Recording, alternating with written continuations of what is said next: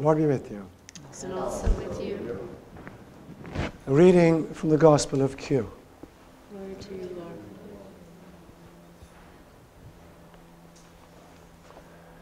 Jesus said, "A man once gave a great banquet and invited many guests. As the dinner hour approached, he sent a servant to tell them, 'Come, everything is ready now.' One by one, they started making excuses. The first guest told the servant, 'I'm sorry, but I just bought a piece of land and I must go to see it.' Another guest said, 'You'll have to excuse me. I'm on my way to look at 5 pairs of oxen that I just purchased.'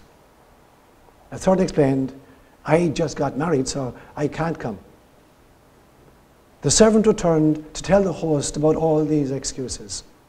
In a fit of anger, the man shouted, 'Go out right now into the streets and the alleys and invite in the poor, the crippled, the blind, and the lame.' So the servant did as he was told, and then reported back, 'I've carried out your orders, but there's still room.' 'Then go further out to the roads and the country lanes,' the man responded, 'and lead people back to my house until it's filled. But not one of those original guests will share this feast.'" A word inspired by God.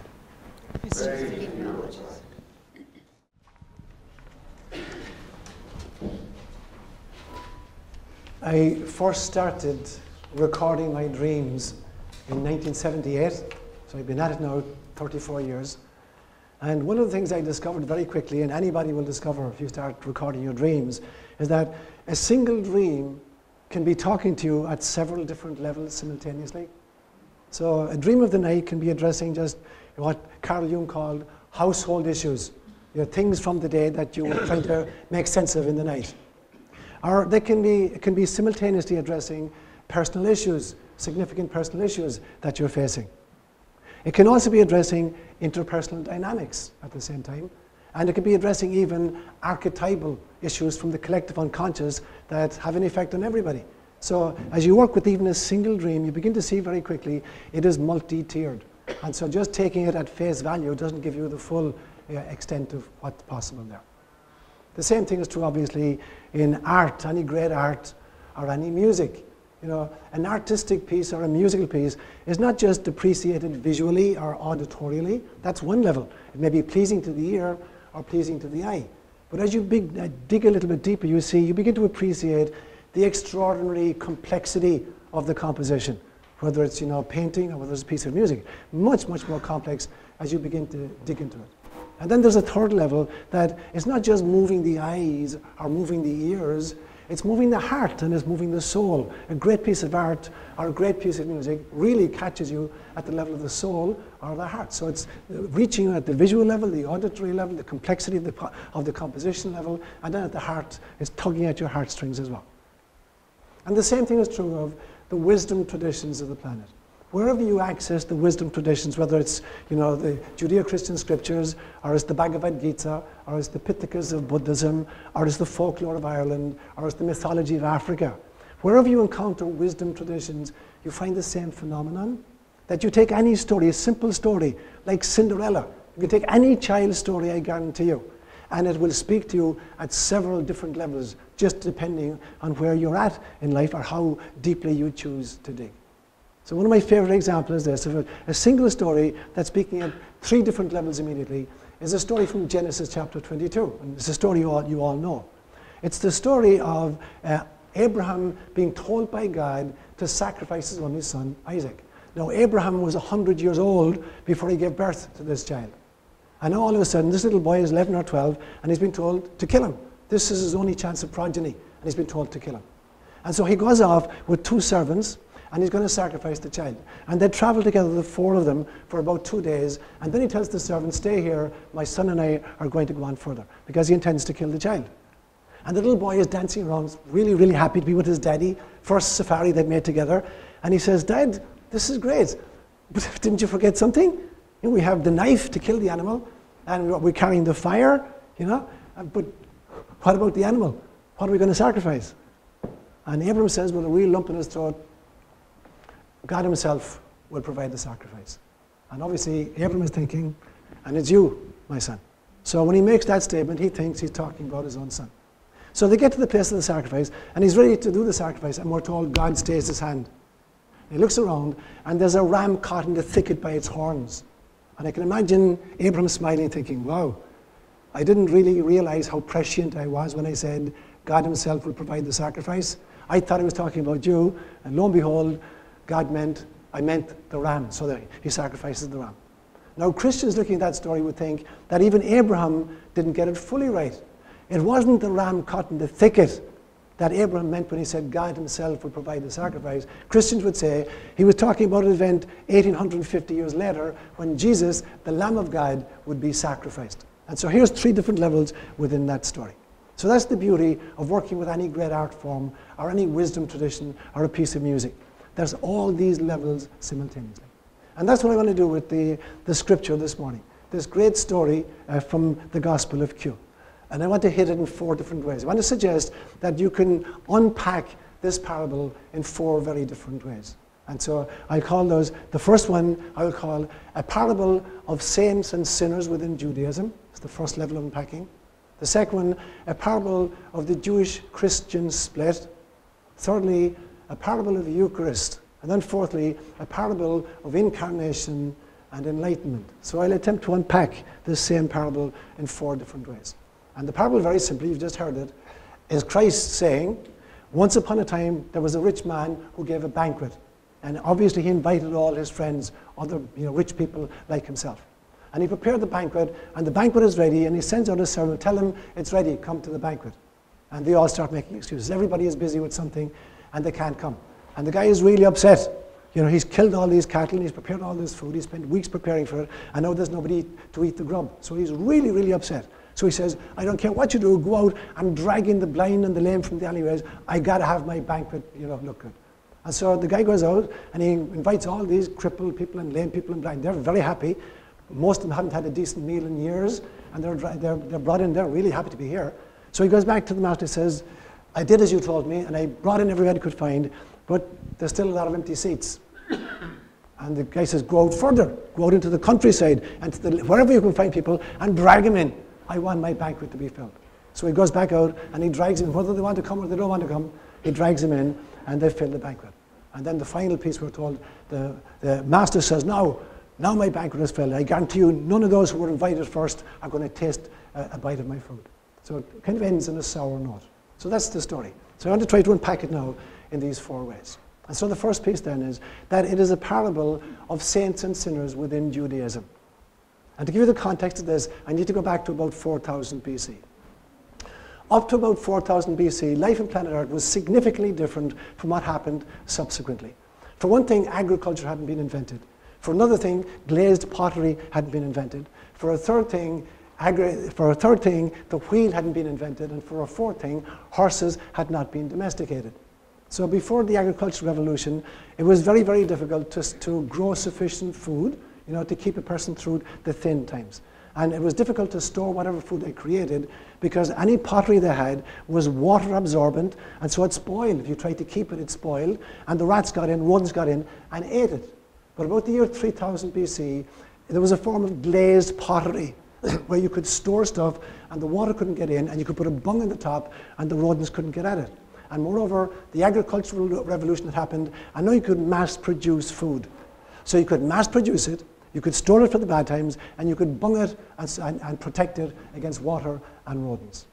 Now, just before this period, somewhere between 4000 BC and 3500 BC, 2 other great events happened.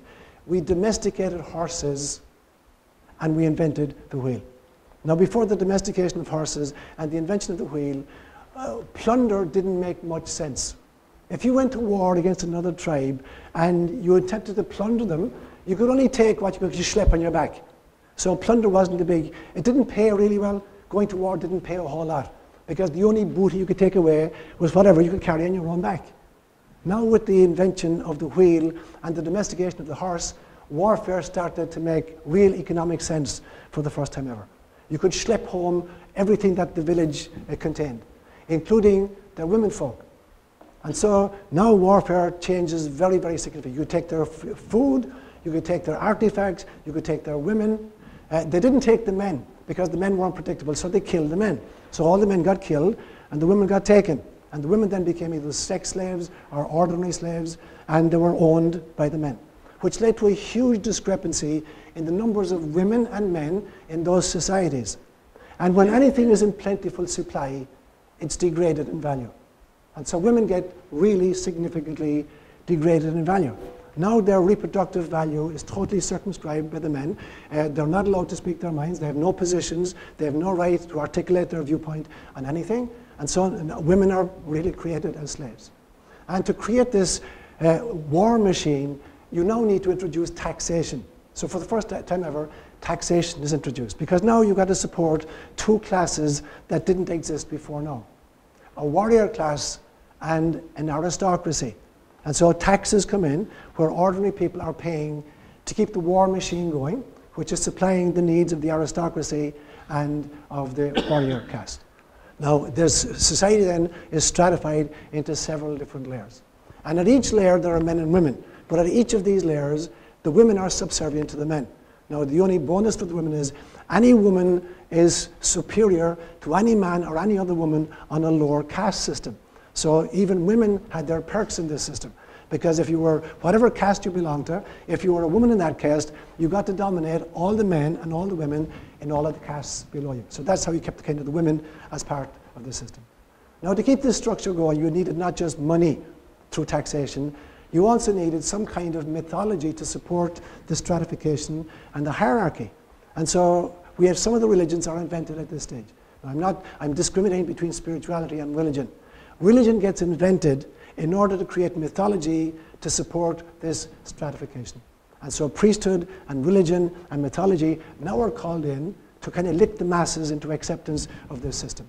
If you can appeal to some kind of divine decree to justify this hierarchical system, it'll stay in place much longer.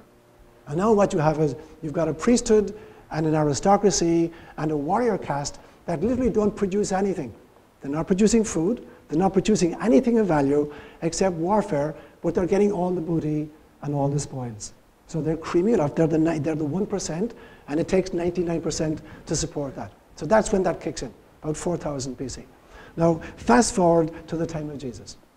So come forward about 4,000 years. That system is now in place all over the world. And within Judaism particularly, part of the way that you support such a system is by creating mythology and priesthood and religion and law. So the first laws begin to be written down about 2300 BC. Coming right down through, the Code of Hammurabi was about 1850 BC. The Jewish Talmudic system, the Jewish Torah came in about 1250 BC. The Brehon laws for the Celts came in about 800 BC. So culture by culture by culture, you're having to create legal systems that support this stratification and this hierarchical order. And within Judaism, it looked like the following. It looked like a stratification with the priests on top, and 613 precepts to support this system, and a belief in a God that they call Yahweh, who decreed that it be thus, and that the ideal person was Jewish, male, healthy, and wealthy. And the sign, if you were born Jewish and male and healthy and wealthy, you were obviously really beloved of God. If you missed out on any of these categories, you were less blessed of God. And that's what Jesus finds at his time. There's the system, and there's 613 laws supporting this system. Now, he drives a coach and four through this.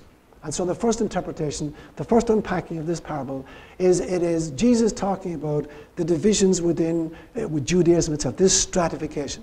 To maintain this stratification, particularly after the Romans had conquered the land of Israel, there were 3 taxes that every Israelite had to pay. There was a tax to support the temple, there was a tax to support the priests, and there was a tax to support Rome. Now, the average person couldn't afford to pay all 3 taxes. If they did, literally their children went hungry. So they had to choose among the taxes which to pay and which not to pay. And obviously, they couldn't not pay the Roman tax. If you don't pay the Roman tax, you get kicked out of your land. Your land is just confiscated. So they couldn't afford not to pay the Roman tax. So they opted, many of them, not to pay the temple tax or the tax to support the priests. And in Jesus' time then, these are the sinners. When you read of sinners in the New Testament, they're not people who are, stealing and telling lies and, murdering people. That's not who they are. They're the people who either are not paying the taxes or don't know the 613 precepts of Torah and therefore can't keep them. And here's the situation that Jesus meets. These are the sinners now. And Jesus tells this parable now to point out to them that the people who think they were invited to the banquet, the priestly class, the Sadducee class, they kind of those who know the law and keep the law, and in cahoots with Rome, Jesus is saying they are not the ones who will actually get to eat the banquet. He's going to send out people and bring in the blind and the lame and the crippled. You know, if you were blind and lame and crippled, according to the system that Jesus inherited, you were obviously being cursed by God. So if you were really blessed by God, you were Jewish, you were male, you were healthy, and you were wealthy. So these people were neither healthy nor wealthy, and to make matters worse, many of them were even women. So if you were a poor, a crippled woman, then you were triply damned as far as they were concerned. And Jesus now brings in this parable, which totally upends this whole paradigm. And he says the banquet is going to be filled with people who are crippled, with women, and with children. And there'll still be places. So who's going to fill the places? The Gentiles. He says to the servant, go out into the banquet, go further out, and bring in people who live outside the town. Bring them in. So now the banquet is going to consist not of the elite within Judaism. It's going to consist of everybody who says yes to the invitation, and it's going to send invites out to the blind and the poor, the crippled, the women and the children, and even to the Gentiles. And so it's the first hit of this is within Judaism itself. That's my first unpacking bit. The second point then is to unpack it as a parable looking at the Jewish-Christian split. How did this happen? And here's my kind of understanding of it. Jesus, I believe, did not come to found a religion, to set up some kind of a new system. Jesus came to reform the spirituality of his own people, and by extension to have it move out and reform the spirituality of everybody else. So within Judaism, his intention is to reform, to bring it back to the original covenant between God and human beings. And a covenant which we are told in Noah, in the book of Genesis, was a covenant between me and all living beings. The very first covenant, when you read in the Bible, in the book of Genesis, the very first covenant you find in chapter 6 of Genesis. It is not between God and Israel. It's not between God and Christians. It's between, the words are, between me and every living thing. And 4 different times in that chapter, the covenant is reiterated as an agreement between God and all living things. So Jesus is trying to go back to that understanding of spirituality. That this is a covenant, this is an agreement, this is a contract between source and all of incarnation. So he's trying desperately to get back this understanding. But he will be misunderstood. And so he'll be vilified by the aristocracy and the religious leadership of his time, just like any other prophet will be, just like Martin Luther King was or Gandhi was. It happens almost inevitably. And so there's a split begins to develop. Now, at some stage then, some of these missionaries are going like Paul, and they're spreading this new spirituality to Gentiles, which is exactly what Jesus intended. And at some stage, there are even more Gentiles part of this new movement than there are Jews. So this leads to a controversy within the young Christian movement. In order to become a Christian, does a Gentile first have to become a Jew so that he can become a Christian, or he can go from being a Gentile to being a Christian without having to pass through becoming Jewish in the process? So there's a division that enters in. It gets really, really compounded in the year 66 AD. And that year, there's an armed Jewish rebellion against Rome. And the people in the Jesus movement refused to get involved in the armed struggle because they believed that Jesus taught those who take the sword will die by the sword. You can't overcome violence with a greater violence. All you're doing is you're feeding the violence god. That's all you're doing. So you have to respond to violence very, very differently. So the people in the Jesus movement, they refuse to get involved in the armed struggle against Rome. And for that, they get finally excommunicated. They're thrown out of the synagogues. So there's this division now within Judaism. They're still Jews. They're following the teaching of Jesus. They're regarded as Jews, but they're thrown out of the synagogues. And it's at this stage that they begin to write down the Christian scriptures.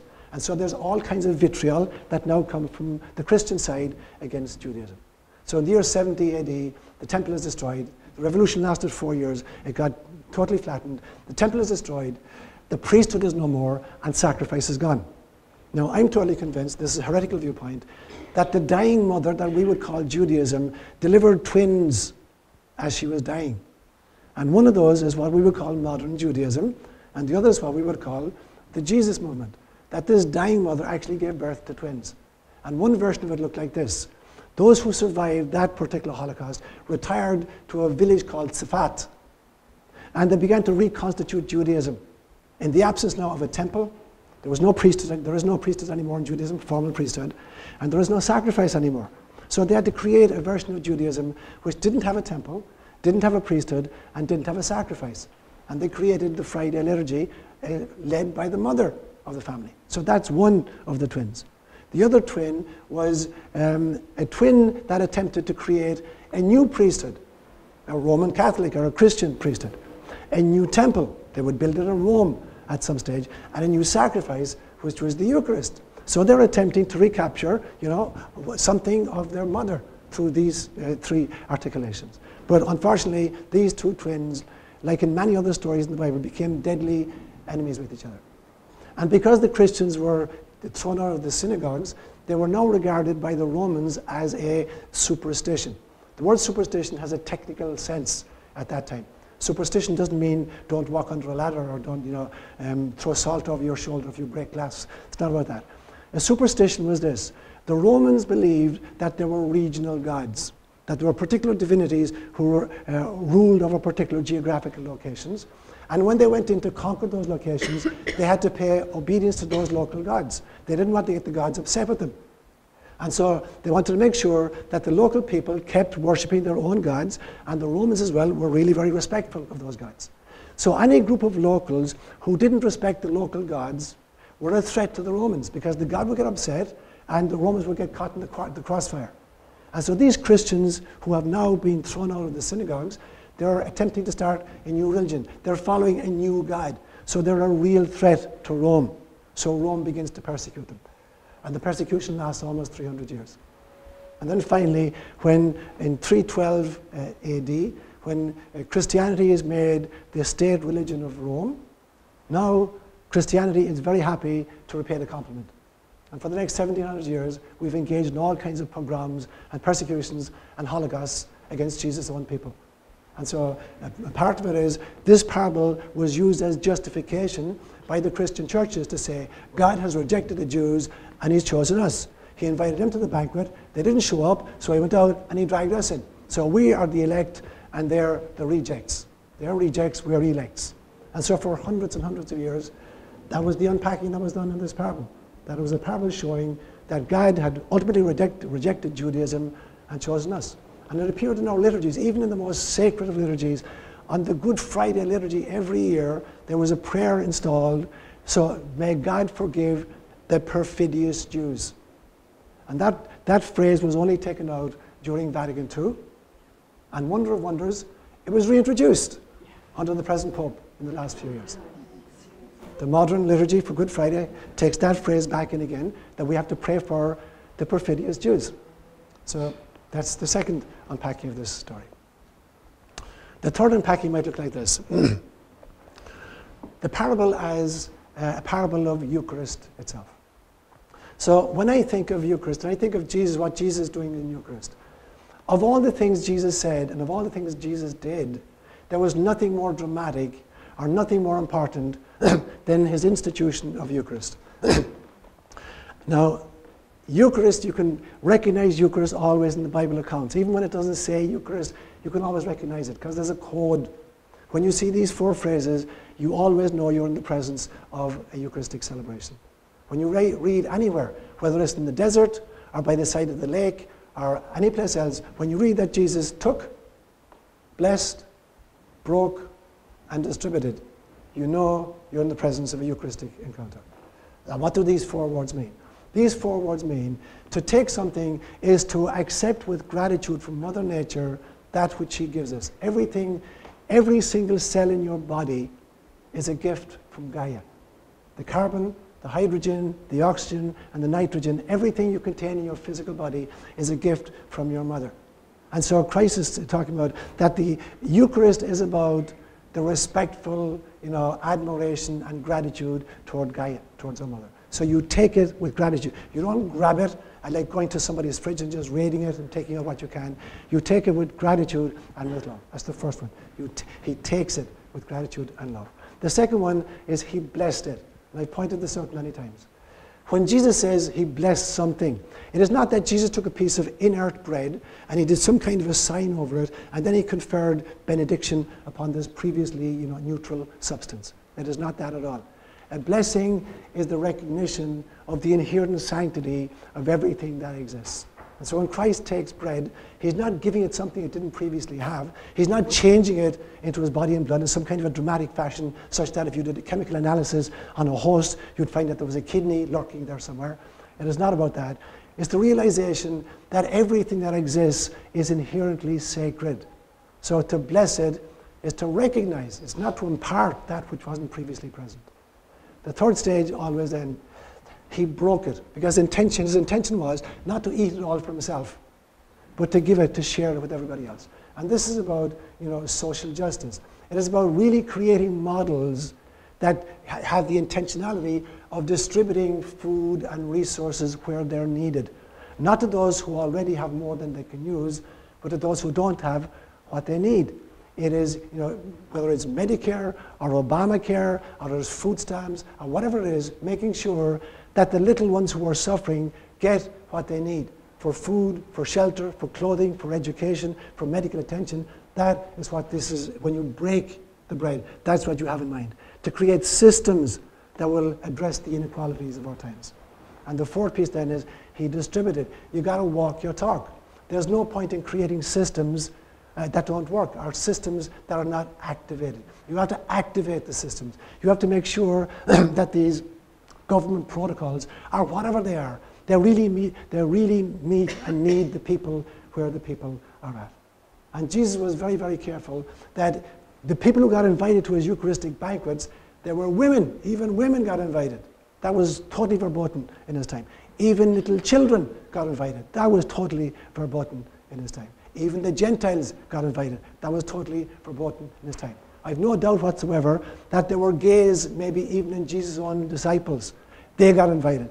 I'm sure there were even divorced present in these encounters. They got invited. Nobody was excluded from this.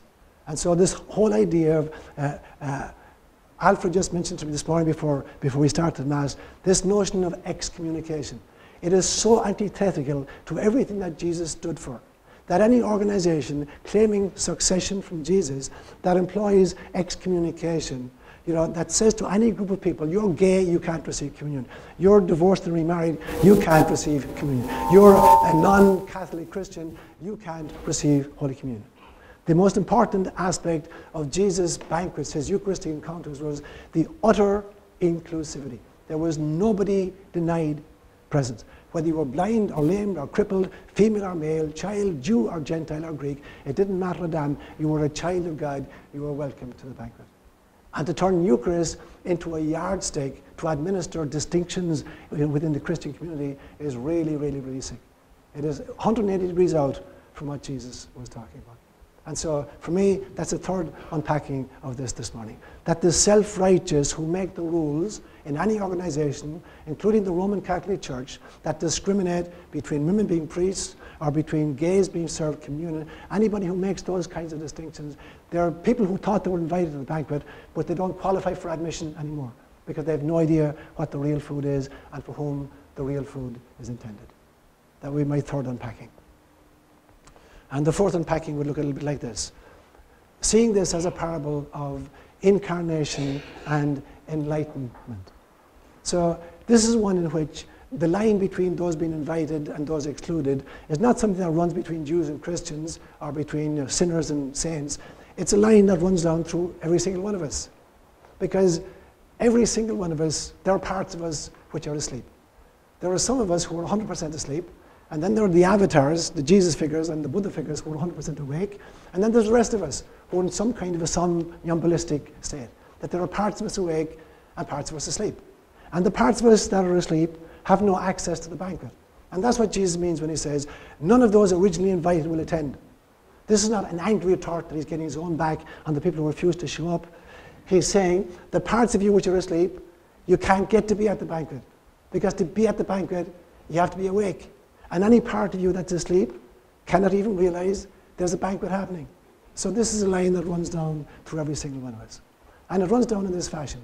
It runs down because we don't understand, we can't discriminate between the spacesuit we inhabit and the soul, the eternal soul that just took a spacesuit for the purposes of incarnation. We've mistaken the spacesuit for the soul.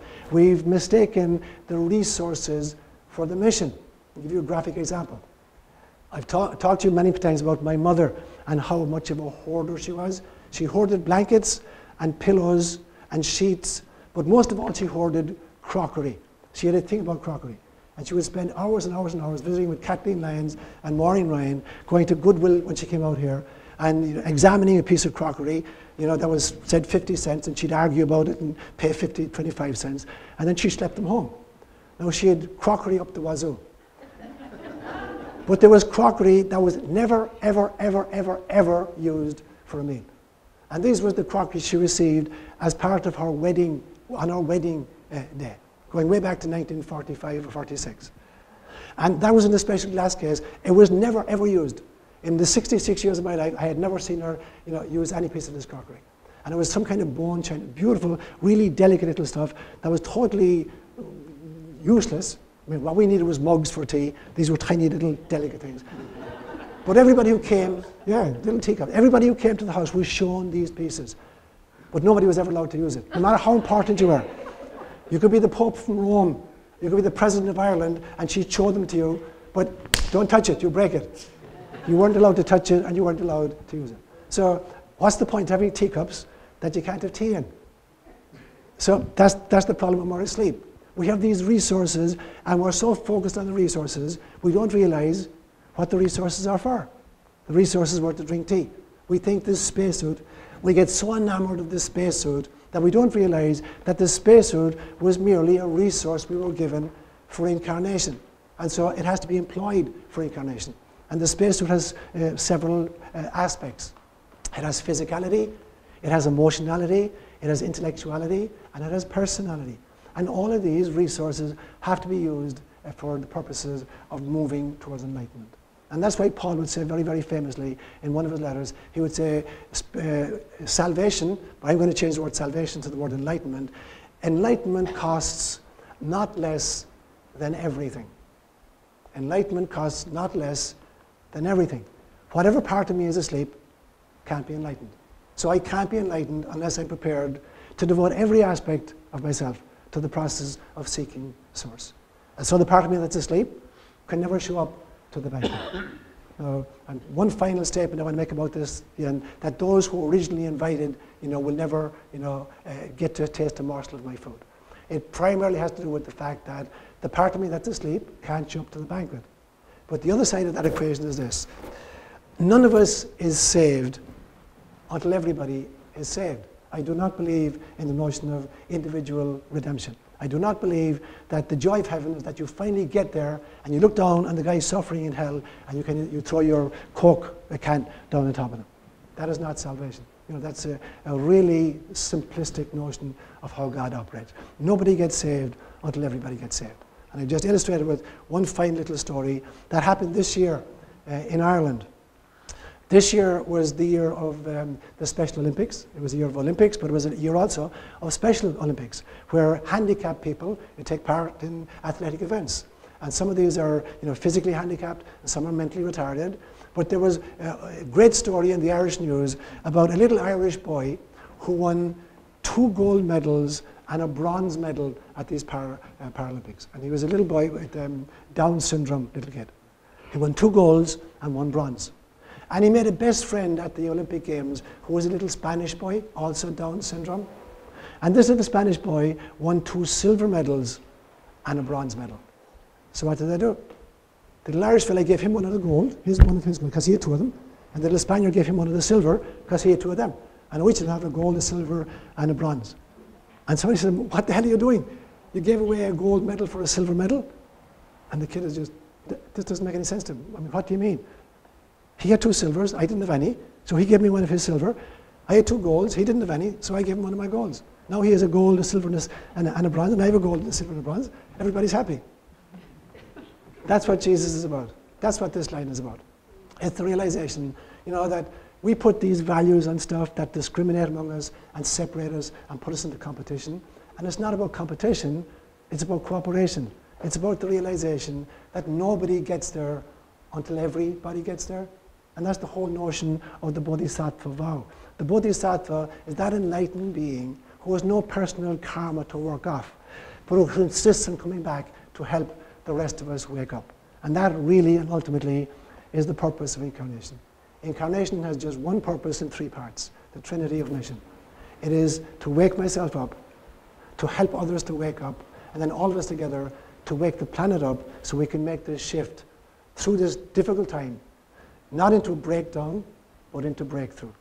Every single one of us, every single one of the 7 billion souls on planet Earth right now, I'm convinced, we've volunteered specifically for this era in human history because we're reaching a bifurcation point, which is either going to lead to a breakdown of Homo sapiens, will be an evolutionary cul-de-sac if it goes wrong, and we'll move to Homo spiritualis if it goes right. The entire object of the mission is to wake up.